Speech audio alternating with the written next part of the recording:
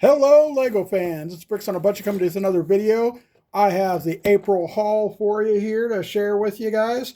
And just FYI, a lot of you haven't subscribed yet that been watching some of my videos. If you get a chance, just hit that button real quick. You know, it just takes a second. It would really mean the world to me and help us out quite a bit. So without further ado, let's get right into it. So this set's got a lot of mixed reviews and whatnot. A lot of people are saying it's overpriced and part to piece ratio. It looks that way, but I have to say that it is a licensed set. It is Lord of the Rings. There are things I don't like about it. There are things I really love about it, and I can't wait to get this built up. But I will have to say this: there are many exclusive minifigures in this, and I think in the end, for anybody that wants to invest in a set like this, I think this is going to be one of those sleeper things that people are going to sleep on, and they're going to regret it in the end. And some of these minifigures in this set are going to be crazy pricey down later on in the market after this set retires. And another thing you got to consider too is there's a lot of very large pieces in this set, and that kind of ups the scale of the, these bigger green pieces all over the place. These bigger green slope pieces, they're going to increase the price on that. And you have some printed cloth pieces that are very, very cool. The happy birthday, and you got this right here. You got some exclusive burnt hair pieces. There's a lot of extra things that go into this set, so you got to consider that too. And another thing I've heard a lot of people hate on is this tree right here. And yes, it's very blocky and very square. But use your imagination. I'm sure, if you really wanted to, you could rebuild that tree. And quite frankly, I probably will rebuild my own tree and put it there instead of that one. Or I might build that up and then just expand on it to make it look better. So just a few things about that set. It's got a whole bunch of minifigures. I mean, Hobbits galore. Is just absolutely beautiful set. And it includes Gandalf and his cart in this set. I thought for sure that was going to be a GWP, but it ended up not being GWP. So, I mean, there's just so many great things to say about this set.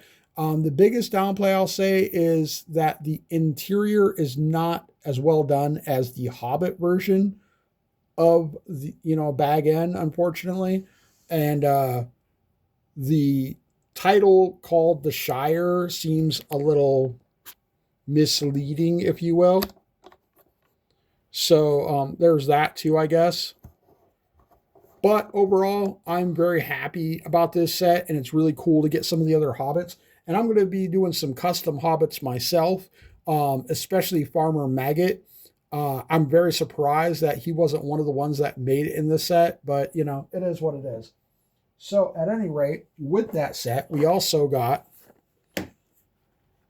the Lord of the Rings Smeagol and Deagle GWP. This is only for a limited time if you buy the Shire.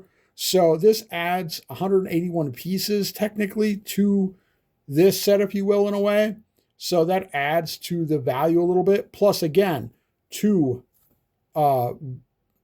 very unique figures that will probably never, ever come out again. So there might be a value boost on this little GWP down the road. And it's already, I've seen people selling it for crazy amounts. The one thing I will have to say is I'm not crazy about the way this boat is built, and I'm sure other people are the same. Other than that, I think it's a very cute, decent looking GWP. And a lot of people are saying that's a real creepy face he's making right there. But yeah. And then also, since we were so close to Easter, I've gotten, I think, 3 or 4 of these now. I think, yeah, 4 of them actually, yeah.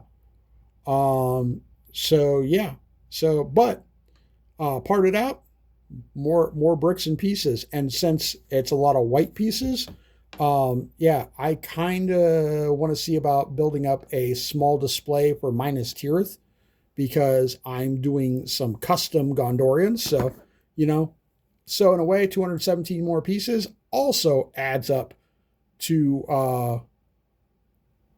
right around 400 extra pieces between this GWP and this GWP.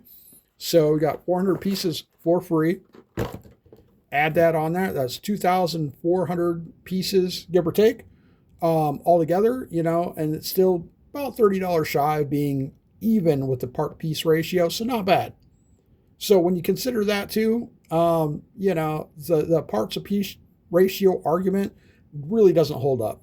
I mean, look at the X-Jet. The X-Jet was crazy, stupid expensive, and all the minifigures except for I think Magneto came in other different ways, whether it be from the CMF line or the big huge X Mansion. So, and quite frankly, I don't like that Magneto anyhow, so I will not be buying that unless it goes crazy on clearance. But that's neither here nor there. I hope you enjoyed this. Please leave a like. Please subscribe.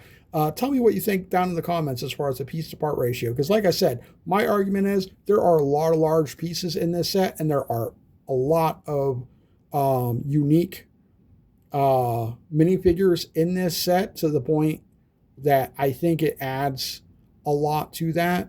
And like I said, you got these big chunky green pieces, which I really don't care for how big and chunky they look. I might redo some of that. I haven't decided yet. It depends on if I can find the right green pieces and stuff to do that with. But I'm definitely going to be redoing that tree for sure because that does bother me a little more than a little bit, I should say.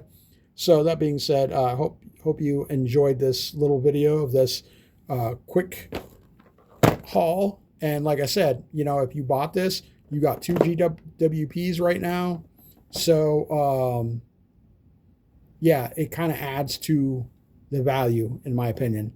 So, that kind of nicks that argument in my opinion. Again, only my opinion.